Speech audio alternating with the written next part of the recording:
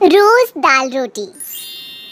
सपना अपने ससुराल में जॉइंट फैमिली में रहा करती थी, जिसमें सपना अपनी जेठानी नितारा और पुष्पा के साथ रहती थी। सपना के घर की गार्डियन उसकी सास ही थी। जो सपना की सास पुष्पा कहती, घर में वही होता। बिना पुष्पा की मर्जी के घर में एक पत्ता भी नहीं हिलता। ऐसे ही एक दिन, आज क्या बनाऊं खाने में? दीदी, आज आप ही जाकर माँ जी से पूछ लो ना कि खाने में क्या बनेगा। ना बाबा ना, मेरे बस की नहीं है माँ जी से कुछ पूछना। और अगर आज तुम्हारा कुछ अच्छा खाने का दिल कर रहा है ना, तो अपनी जेब से पैसे निकालो और बाहर से मंगवा कर खा लो। नितारा अपनी सास से बहुत ज़्यादा डरती थी और इसी डर से वो अपनी सास के सामने जाती ही नहीं थी, जिस वजह से हमेशा सपना को ही अपनी सास का सामना करना पड़ता और उसके गुस्से को भी झेलना पड़ता। दीदी तो ऐसे पल्ला झाड़ती है जैसे उन्हें ही माँ जी से डर लगता है। अब मुझे ही जाना पड़ेगा। सपना आज कुछ अच्छा बनाना चाहती थी, पर वो जानती थी कि हमेशा की तरह आज भी पुष्पा उसे दाल ही बनाने को कहेगी। इसलिए डरती हुई सपना अपनी सास के पास जाती है। माँ जी, शाम हो चुकी है, रात के खाने में क्या बनाऊं? बहू, जो तेरा दिल करे तो वो बना। मैंने घर में अनाज की कमी थोड़ी ना रखी है। अच्छा सुन, अब तो इतना पूछ रही है ना, तो एक काम कर, दाल और रोटी बना ले। पर माँ जी, आज दिन में भी दाल बनी थी और कल रात को भी दाल ही बनी थी। बार बार दाल खाना अच्छा नहीं लगता। अच्छा नहीं लगता तो अपनी जेब से पैसे निकालो और थमाओ मेरे हाथों में। घर ऐसा नहीं चलता, आगे पीछे हर चीज देख कर चलनी पड़ती है। और तुझे तो पता ही है सब चीज कितनी महंगी होती जा रही है। अपनी सास की बात सुनकर सपना का मुंह बन जाता है, पर सपना के अंदर इतनी हिम्मत नहीं थी कि वो अपनी सास को कुछ कह पाए। अब सपना गुस्से में रसोई घर में चली जाती है और दाल रोटी बनाने की तैयारी करने लगती है।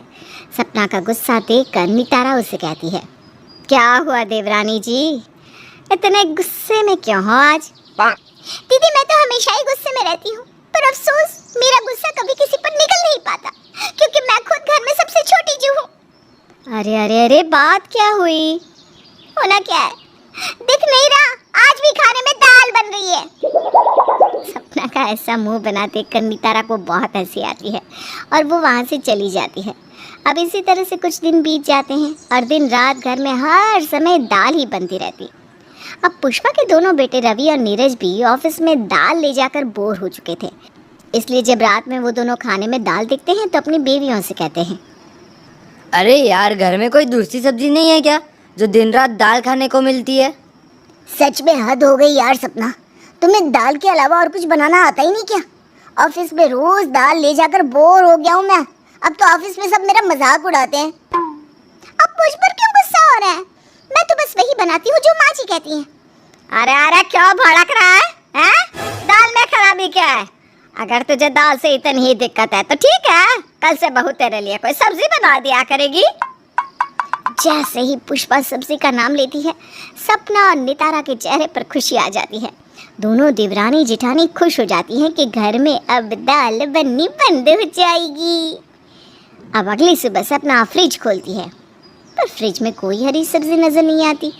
इसलिए सपना अपनी सास के पास जाकर कहती है, माँ जी, घर में कोई हरी सब्जी नहीं है, गली में सब्जी वाला आया है, आपने रात को बोला था ना कि इनके लिए सब्जी पैक कर देना, तो जाकर सब्जी ले आइए ना, मुझे बनानी भी है, इन्हें ऑफिस के लिए लेट हो रहा है। अरे बहू, सब्जियों के रेट तो आसमान छू रहे हैं। एक काम कर, घर में आलू रखे हैं, आलू की सब्जी बना दे। इतना बोलकर पुष्पा जी वहाँ से चली जाती है और कोई सब्जी नहीं खरीदती। एक पल के लिए सपना खुश थी, क्योंकि आज बहुत दिनों बाद आलू की ही सही सब्जी तो बन रही थी, पर अफसोस आलू भी थोड़े से थे। आलू तो थोड़े से ही है, अब क्या करूं?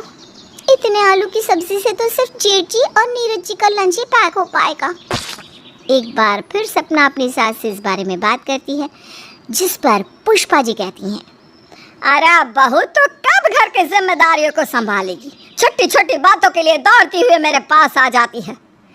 अरे थोड़ी सी सब्जी बना दे, लंच के लिए हम सब दाल खा लेंगे।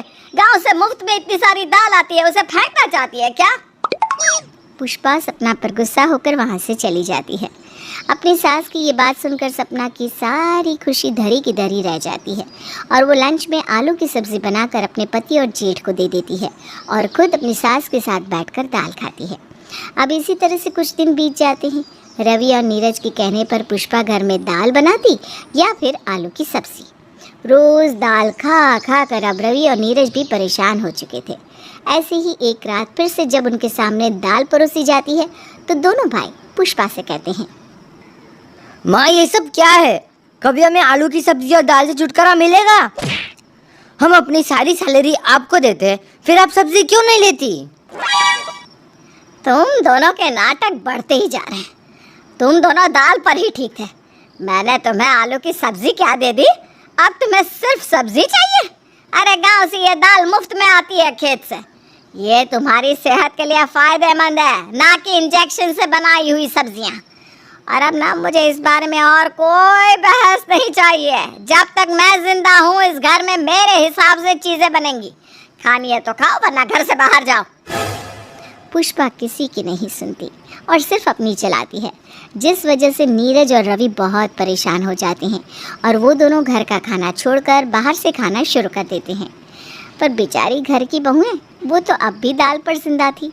ऐसे ही एक दिन सपना नीरज से कहती है, कभी मेरे बारे में तो सोच लीजिए। आप तो बाहर से खाकर आते हैं, पर मुझे तो दिन रात दाल खानी पड़ती है। कभी मुझे भी अपने साथ बाहर ले जाया करो। चुपके से मेरे लिए बाहर का खाना ले आया करो, ताकि मैं भी कभी कोई सब्जी टेस्ट कर सकूं।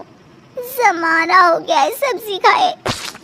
बस इतनी सी बात, कल से तुम थोड़ा कम खाना बनाना। मैं तुम्हारे लिए बाहर से ही खाना ले आया करूँगा। अब तो खुश हो ना? हाँ, बहुत खुश हूँ अब मैं। कोई तो है इस घर में जो मेरी फिक्र करता है। आप ना बस मेरे लिए बाहर से सब्जी ले आना, मैं घर की रोटी के साथ ही खा लिया करूँगी।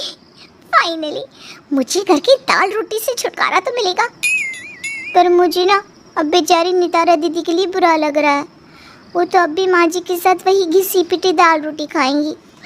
अब क्या था, बाहर के खाने का नाम सुनकर सपना के चेहरे पर मुस्कान आ जाती है और वो अगले दिन से अपने हिस्से का खाना बनाना बंद कर देती है। और रात को जब नीरज बाहर से खाना लेकर आता है तो अपनी सास से छुपकर वो बाहर का खाना खाती। पर अब भी बेचारी नितारा अपनी सास के साथ वही दाल रोटी खाओ, प्रभु के गुण गाओ।